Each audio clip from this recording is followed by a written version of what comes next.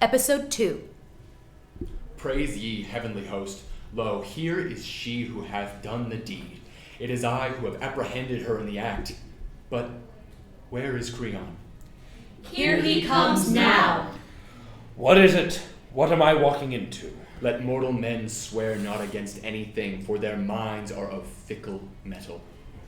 Yea, I swore unto God I would never return hither unto you, and the threatening words you bandy upon me. But, as a pleasant surprise is pleasing unto all, behold, I am here, though I spoke otherwise with this maiden here, who has seen honoring the dead.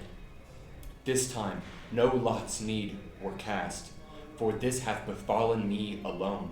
Now, dread liege, take you to her, examine her, question her, as it pleaseth you. Only I am weary of the ado about this place. Can you explain how and where you found this woman? She was burying the corpse. The rest you know. Do you understand what you are saying? Is this the truth? Yes! I have seen her burying the corpse. You had enjoyment. Be not interred. There is no more, hear you? How did you find her? How did you make your arrest? It occurred this way. When arrived we to the place with your threats o'erhanging our heads, we swept away all the dust that was upon the corpse, nudified the oddly bedewed flesh, and sat we down by the hill against the wind. Thus ensuring no odor did strike us. Every man did keep his watch, and did make each other keep theirs, with threats, lest they should prove a shirker. Time passed, then high noon arose, with the sun directly o'erhead, and the land was hot and roasting. Those arose a sudden twisting wind, evil in the heavens, endangering a storm of dust, filling the plain, marking up the forest whole, and choking up the air. We closed our eyes and took we God's wrath. It seems an eternity did pass. But then we saw this maiden shrieking, like a mother bird who findeth her chicks gone from the nest. She did see the corpse denuded, began to wail in earnest, and crushed and cursed she whoever had done this. Straightway she took dust into her hands, raised upon the water pitcher, and did anoint the dead. Seeing this, we did her arrest straightway, but she was unafraid. We did make inquiry unto her about what she had did, and she denied not a thing. It pleases me well, but also does me sorrow, for 'tis good to scape the gallows, but to cast another therein aggrieves. But what is import that I am saved? The rest troubleth not. You with your head hung down to the earth. Do you admit to this, or do you deny it? I say that I did it, and I do not deny it. You're free to go wherever you wish, guard. Now that your name's been cleared, now, girl, speak to the point. Were you aware of my decree? I knew it. Why wouldn't I have known it? It was well known to all. And yet you dared to disobey this law? Yes, for Zeus did not make this decree. And Dike, goddess of justice, did not ordain such a law for mortal men. I didn't think your decrees were strong enough to outweigh the firm and unwritten laws of the gods. For they live not today or yesterday, but for all time, and no one knows how long ago they were revealed. I was not about to pay the gods' price for fear of one man's arrogance. I knew very well that I would die one day. How could I not?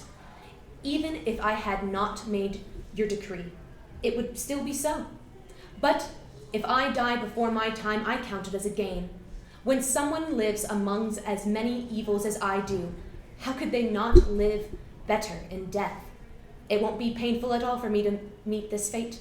But if I had allowed the son of my own mother to die, to remain unburied, what would have tortured me but this? This is nothing. Am I the fool, or is this the fool who accuses me of folly? It's clear she's the fierce child of a fierce father. She never learned how to be flexible. See how over-brittle minds are the first to crack, and how the mightiest iron tempered by fire can still splinter and crumble into a million pieces. I know too how a great passionate horse can be broken with just a tiny bit. You can't be proud of what you say if you're just a slave to your audience. This girl knew full well how to commit a crime, and she has transgressed the law that I established. But she's committed a second outrage by being proud of what she's done and laughing with self-congratulation. Now either I'm no man, or she's become one, which she's to win such a victory without any retribution.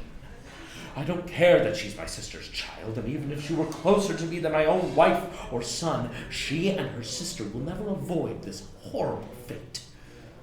I think her sister holds an equal share of the blame for plotting this burial. Go!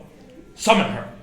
For I see her now, raving about in there like she's lost her mind when someone's concocting a villainous scheme.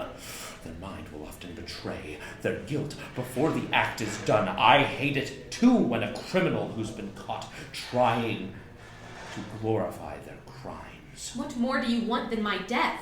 Nothing. Once I have that, I'll have everything. Why then do you delay? Nothing you say pleases me, and I hope it never does, and nothing I do pleases you. What greater glory could I have gained than placing my own brother in his grave? I could tell that everyone here is happy to hear this, if fear did not shut their mouths. But tyranny has many blessings. In particular, it can do and say whatever it wants. You're the only one in Thebes who sees things this way. They all see it, but they hold their tongues for you. Wouldn't you be ashamed if they disagreed with you? There's no shame in respecting one's own flesh and blood. Didn't he die fighting his own flesh and blood? A brother from the same mother and the same father, yes. Then how can you heap praises on someone so godless? The dead man would not agree with that. If you honor him with equal fervor, you disgrace Aeschylus. It was his brother, not some slave, who perished. One ravaged this land, the other one died defending it. Nevertheless, Hades demands these rights. But this man, good for nothing but evil, wants honor. Who knows what the gods consider holy? Your enemy's never your friend, not even when he's dead. Oh, I was born to join in love, not in hate. Why don't you love them when you're down there yourself? If you must love them, as long as I live, no woman shall rule me. Behold, Ismene before the palace gates, letting her brother loving tears flow. A cloud over her brow disfigures her countenance, red as blood, drenching her fair cheek. You, sitting in the palace like a viper, lurking, sucking my blood dry while you went unnoticed. Did I miss some sign when I raised you to leeches? Some sign that you'd be rebels against the throne? Come, say it to me. You'll say you also had a hand in the burial, or you will swear you knew nothing of it. I did the deed. If she'll agree, and I'll share the blame. But justice won't let you since you refuse to help, and I did not consult with you. I am not ashamed to sail alongside you through the ocean of perils. Hades and the dead below know whose deed this is. A friend in words alone is no friend of mine. At least, sister, you should not strip me of the honor of both dying and cleansing the dead with you. Do not die for my sake, and don't claim something you never even tried to do. My death will suffice. And what would my life be without you? Ask Creon. You certainly clearly lie. Your concern clearly lies with him. Why are you mocking me like this? It's not helpful at all. If I'm mocking you, it's my loss. But really, even now, what can I do to help you? Save yourself. I will not resent your escape. Oh, misery! Will I not share in your fate? You choose to live, and I choose to die. But not without hearing what I have to say. Some people took your side. Some people took mine. But both of us have equal guilt. Be strong. You are still living, but my life ended long ago, so that I may serve the dead. I gather so far that one of you has just gone mad, while the other has been mad from the start. Yes, my lord. The sanity we're born with doesn't stay. When things go badly, it wanders off. Certainly for you, when you chose to do such evil things with such evil people. What kind of life could I live alone, separated from her? Don't speak of her. She's yours no more. You're really going to kill your own son's bride? He can plow other fields. No one is well matched as him as she is. I hate it when sons take horrid wives. Oh, Haman, dear, how your father insults you. I've had enough of you in that marriage. Will you really deprive your son of his own wife? I won't have to. Hades will stop this marriage for me. It's settled then. She is to die. Yes, it's settled. Settled for both of us, so there's no point in arguing any further. Bring her inside, slaves. From now on, you are not to leave these women alone. For even brave men, I tell you, flee when they see Hades standing beside them so soon.